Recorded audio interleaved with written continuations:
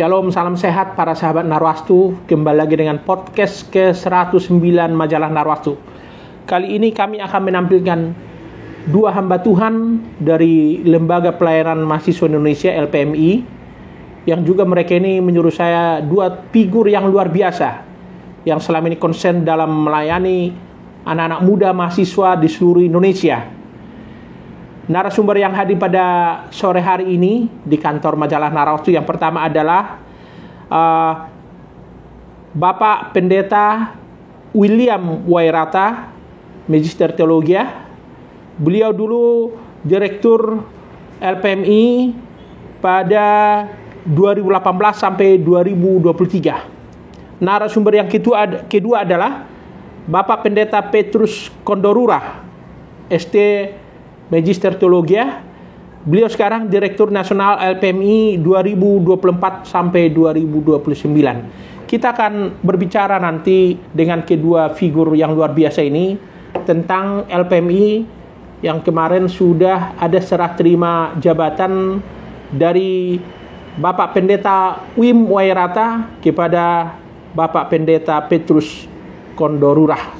Shalom, Bang Wim. Shalom. Shalom. Bang Petrus, ya, terima kasih sudah berkunjung kantor Narwastu. Ini sebuah kehormatan bagi kami. Ya, Bang, kita bicara tentang acara tanggal 15 Februari kemarin ya. Itu ada acara pelantikan dan ibadah tim kepemimpinan baru di LPMI. Siap. Mungkin yang pertama saya bicara dari Bang Pendeta Wim. Bisa Abang ceritakan kepada para sahabat Narwastu? Ya, Bang John Rodi bersyukur karena tanggal 15 kemarin kami sudah melakukan pergantian kepemimpinan nasional LPMI. Saya percaya ini karena anugerah Tuhan.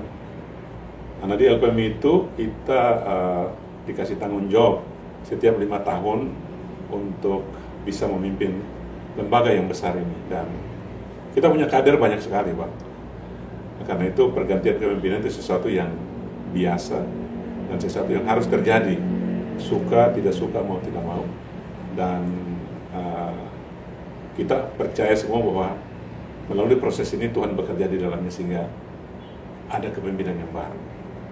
Dan tanggal 15 itulah ibadah sekaligus pelantikan tim kepemimpinan yang baru yang sekarang dipimpin oleh Pak Pendeta Petrus Kondorura, Master of Theology.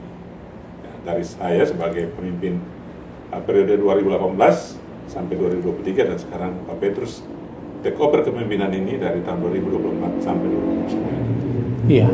Itu Pak. LPMI kan dikenal dengan tagline mahasiswa hari ini, pemimpin hari esok. Dan ini juga disiapkan anak-anak muda supaya imannya tangguh, visioner dan siap menghadapi masa depan. Yes. Untuk tahun baru 2024 ini, apa program yang akan dilakukan kembali, Bang? Mungkin sebelum saya ke Pak Petrus, Abang dulu. Ya, dengan proses pergantian kepemimpinan ini, saya menyampaikan dan kami semua punya harapan bahwa kepemimpinan atau kepemimpinan yang di LPMI yang di bawah kepemimpinan Pak Petrus akan lebih baik lagi ke depan, Bang. Terutama dalam membina anak-anak muda. Karena Pak Petrus ini juga datang dari pelayanan kampus, pelayanan bagi para mahasiswa. Dan sebelum dia jadi direktur nasional, dia adalah koordinator pelayanan mahasiswa nasional. Dan dia tahu banyak tentang apa yang terjadi. Bersyukur bahwa kegerakan pelayanan mahasiswa di bawah kepemimpinan Pak Petrus luar biasa berkembang sampai saat ini. Itu saya memuji Tuhan. Oleh karena itu, tidak salah kalau kali ini dia yang memimpin LPMI secara nasional. Dan program-program penginjilan, pemuridan, pembinaan iman bagi para mahasiswa akan semakin masif lagi untuk menjangkau lebih banyak lagi kampus bagi hormatan kemuliaan Tuhan. Sehingga tagline tadi, Student Today Leaders Tomorrow, mahasiswa hari ini pemimpin hari esok, itu akan jadi kenyataan. Dia punya impian, Pak, 10 tahun ke depan, 20 tahun ke depan. Kalau kita persiapkan mahasiswa hari ini, ke depan kita akan menjadi pemimpin-pemimpin yang berintegritas luar biasa. Dan itu yang sedang kita lakukan hari-hari. Dan memang figur-figur muda seperti itu yang kita harapkan ya, yang Benar. punya integritas, punya iman dan berkarakter begitu ya. Benar. Iya. Kita kita hanya mempersiapkan. Tapi Tuhan yang memilih. Karena ini lembaga yang punya Tuhan yang memilih. Sebenarnya saya katakan tadi kita punya banyak pemimpin-pemimpin yang sudah kita persiapkan generasi by generasi. Dan kali ini Tuhan pilih Pak Petrus melalui proses yang berjalan dengan sangat baik. Iya. Itu Bang. Untuk Bang Pendeta Petrus Kondorurah, selamat ya sudah menjadi Direktur Nasional LPMI. Terima kasih Bang. Saya mau tanya ke Abang ini. Dulu kan sebelum Abang menjadi Direktur Nasional, pernah dipercaya sebagai Koordinator Pelayanan Mahasiswa Indonesia ya. Ya. Berarti selama ini keliling kampus di seluruh Indonesia sudah dilakukan itu ya? Ya. Ya, jadi sebenarnya kita bersyukur ya bahwa apa yang menjadi tagline dari LPMI, mahasiswa ini adalah pemimpin besok. Itu benar-benar kurang lebih 56 tahun ya LPMI benar-benar fokus ke sana. Kenapa? Karena ya kita rindu mereka ketika mereka di mahasiswa, mereka dibentuk karakter mereka, sehingga ketika mereka di dunia kerja mereka itu berdampak. Nah, jadi memang sepanjang ya kurang lebih 2,5 tahun ya Pak Win, saya diberi kepercayaan untuk memimpin pelayanan kampus di seluruh Indonesia ini. Ya kita bersyukur kita ada di 326 kampus di Indonesia. Sebenarnya dampaknya sangat banyak. Itu berapa kota itu Bang? Itu di ya banyak ya, lebih dari 40 kota. 40 kota seluruh Indonesia. Ya. Dan ada kota-kota di mana sebenarnya tidak ada staf lembaga informasi Indonesia LPMI, tetapi ada di sana. Misalnya ada di Merauke, kami ada di Toraja, kami ada di Parepare, ya. Dan di bagian Sumatera juga ada banyak ya tempat-tempat yang sebenarnya tidak ada staf di sana, tetapi dampak dari pelayanan LPMI itu berdampak ke kota-kota sehingga muncul orang alumni selama ini yang sudah kita muridkan. Akhirnya mereka juga bentuk tim di situ ya. Jadi ya selama kurang lebih 2,5 tahun itu memang kami mencoba untuk bagaimana kita benar-benar memperkuat kampus-kampus terbaik ya di Indonesia ini, tetapi juga kampus-kampus utama di berbagai kota kita jangkau dan kita mempersiapkan. Kenapa? Karena impian kami adalah ya kalau Bang hari ini tahu ya di Indonesia ini salah satu masalah terbesar di bangsa kita kan korupsi.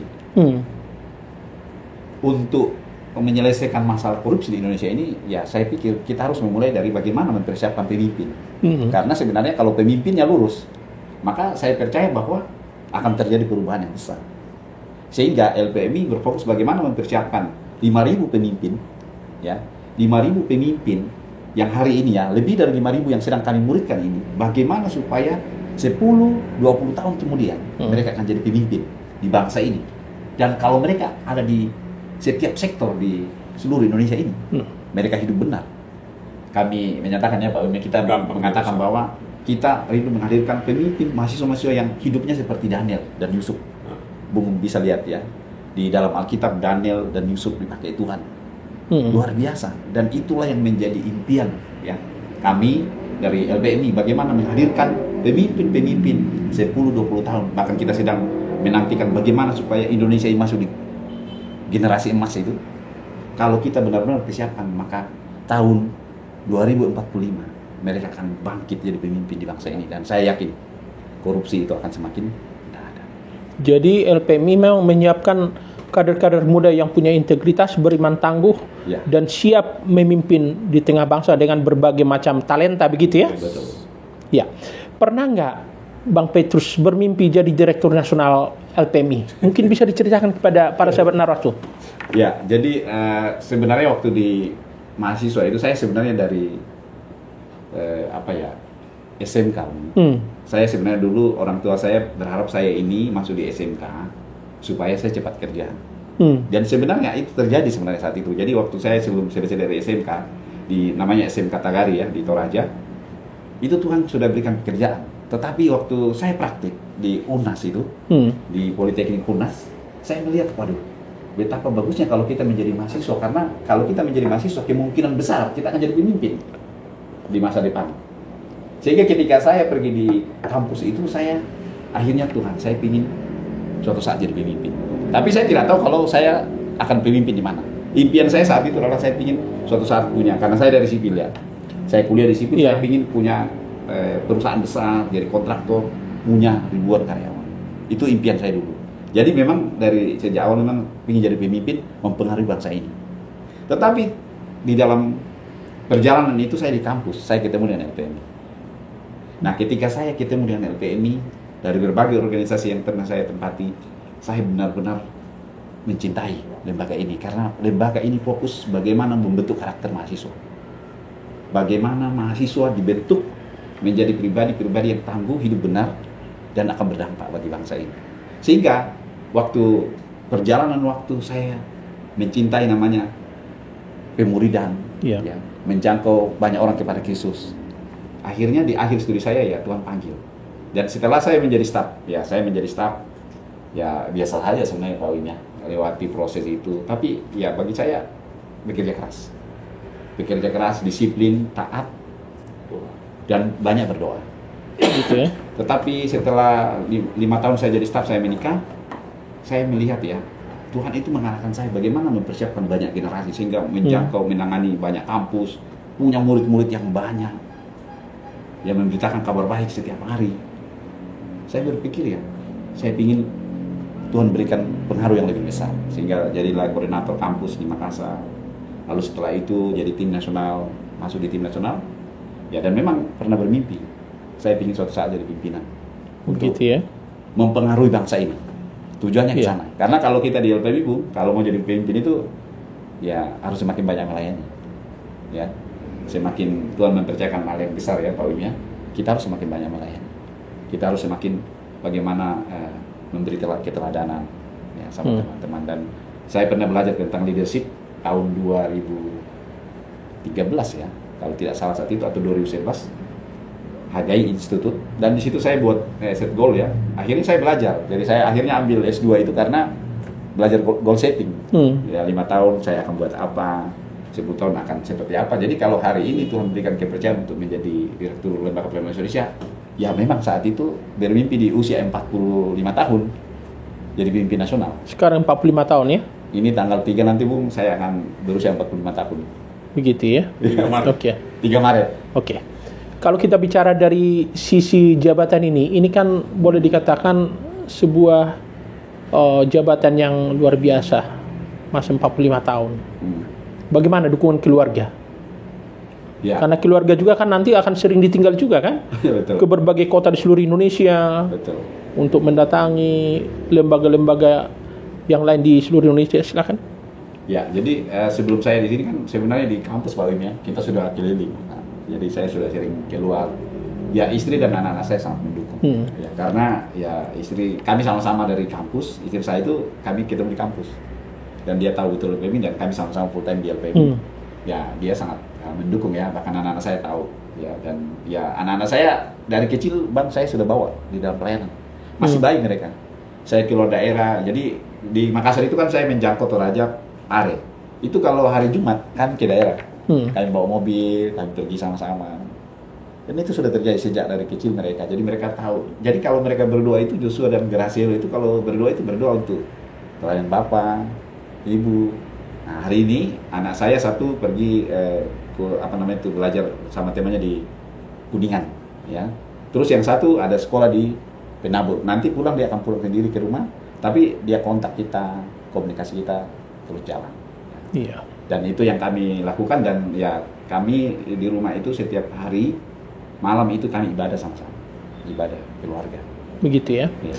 Kalau dukungan dari senior-senior LPMI termasuk teman-teman Abang di LPMI bagaimana?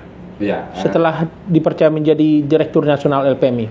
Ya kami bersyukur ya di LPMI ini kan tidak sistem pemilihan ya untuk jadi pemimpin ya. Jadi lebih banyak ke assessment. Dan memang dipersiapkan ya. Jadi sebenarnya Pak Wim ini mempersiapkan banyak kami. Ya kami tahu ya banyak sekali Pak Wim persiapkan dan ya memang Pak Wim telah memberi teladan ya bagi saya bahkan bagi banyak teman-teman ya. Dan kami di LPMI memang ya karena kita ini tidak bertanding satu dengan yang lain, sehingga ketika kita misalnya diberi kepercayaan Tuhan ya otomatis banyak teman-teman yang mendukung dan ya sangat banyak senior-senior termasuk Pak Nus ya. Ya Pak Nus, ya senior-senior di apalagi di Jakarta ya. Sebenarnya saya kan di Jakarta ini baru 1,5 tahun, Bu.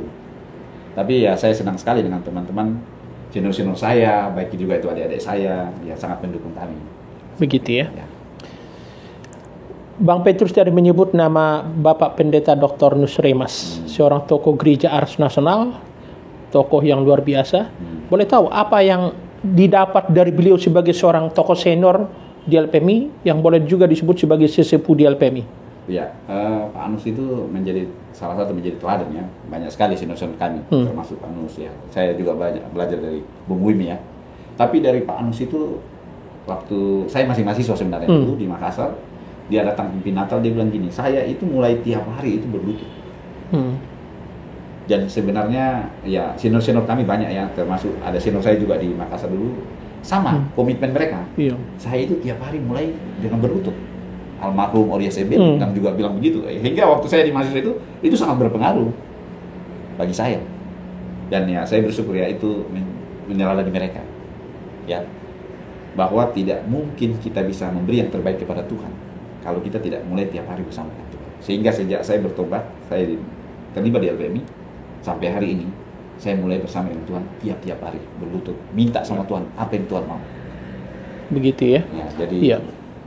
Kembali ke Bang Wim, bagaimana sebenarnya Abang mempersiapkan penerus Abang di LPMI ini?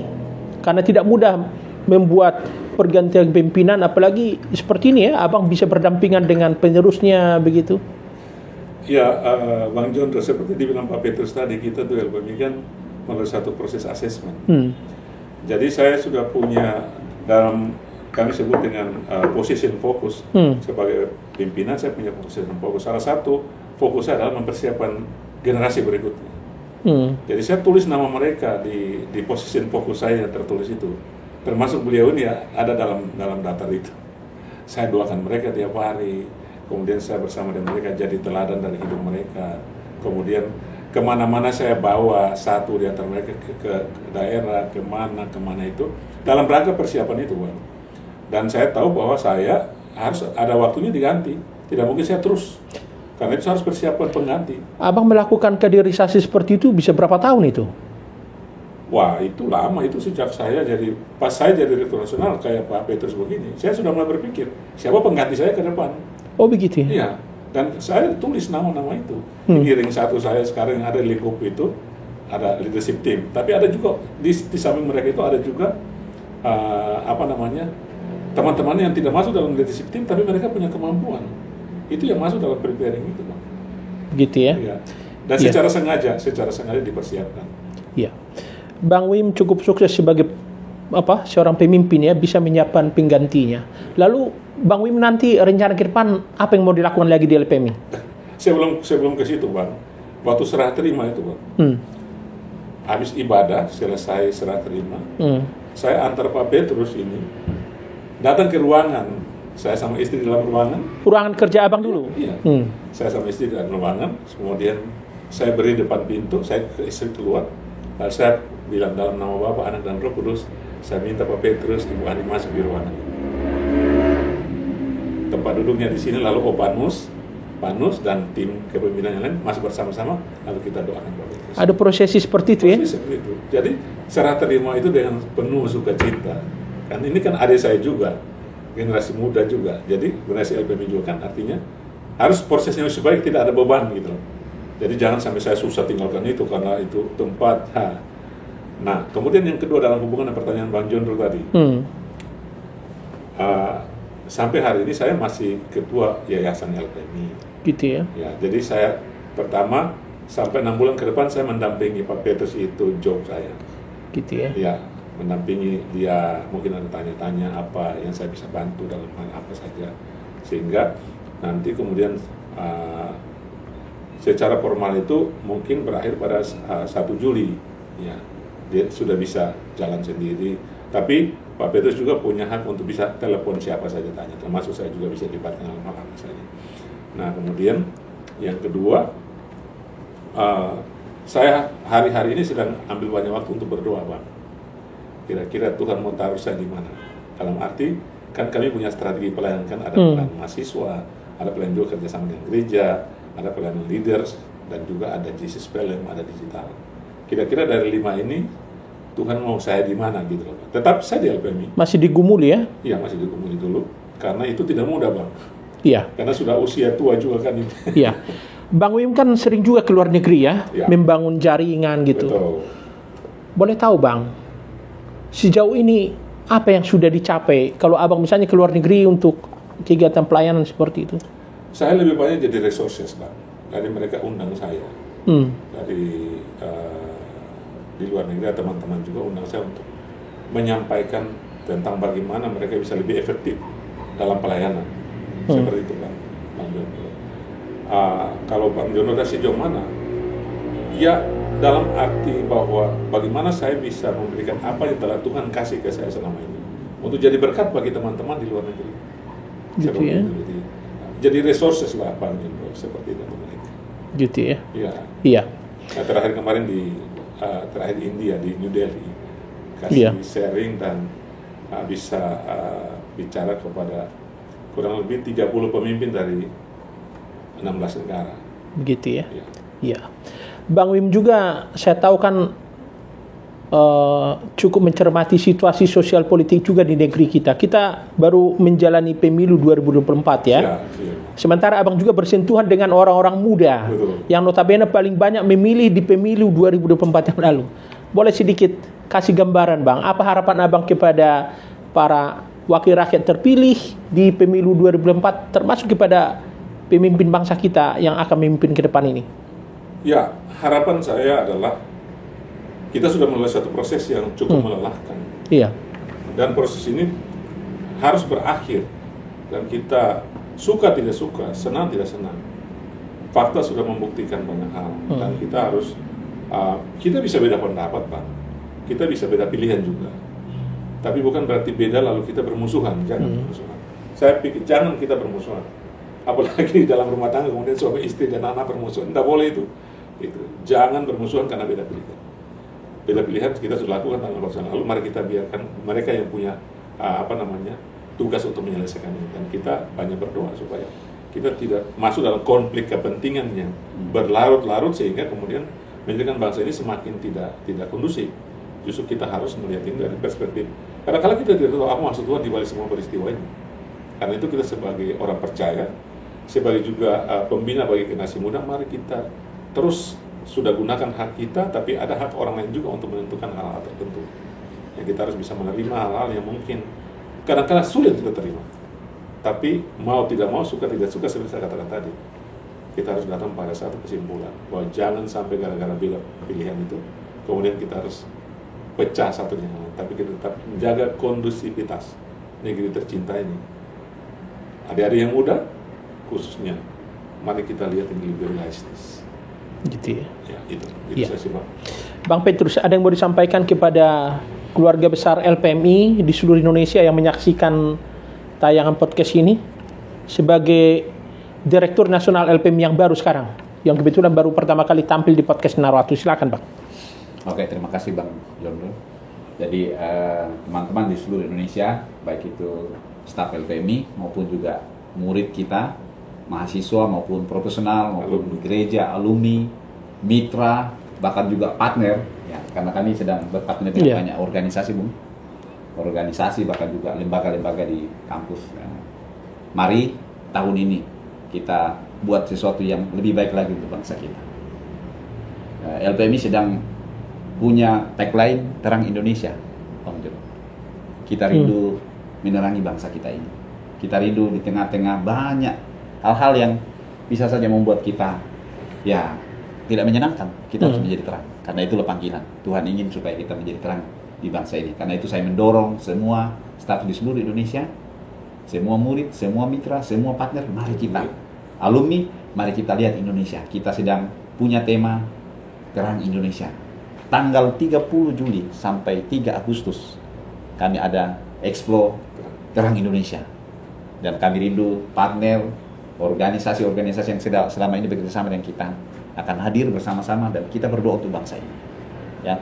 Dan terima kasih untuk support dari Bapak Ibu Saudara sebagai staf maupun sebagai partner, sebagai teman-teman mahasiswa yang sedang dimuridkan. Terima kasih untuk doa dari Bapak Ibu Saudara. Saya percaya apa yang Tuhan taruh di dalam hati kita saat ini di LPMI, Tuhan akan lakukan hal yang besar. Kita sedang bermimpi besar menghadirkan pemimpin-pemimpin di bangsa ini, berpengaruh bagi bangsa ini sehingga bangsa Indonesia ini semakin baik. Apalagi setelah pemilihan ini, kita berharap ya siapapun yang Tuhan sudah tunjuk, kita bekerja bersama-sama untuk membawa Indonesia lebih baik ke depan. Ya. Itu saja, terima kasih. Tuhan Ya. memberkati. Para sahabat Narwastu, itulah perbincangan yang cukup menarik dengan dua figur yang luar biasa menurut saya dari Lembaga Pelayanan Mahasiswa Indonesia.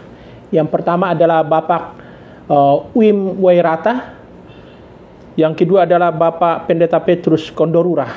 Mereka sudah berbagi pengalaman, pemikiran tentang LPMI yang punya tagline mahasiswa hari ini, pemimpin hari esok.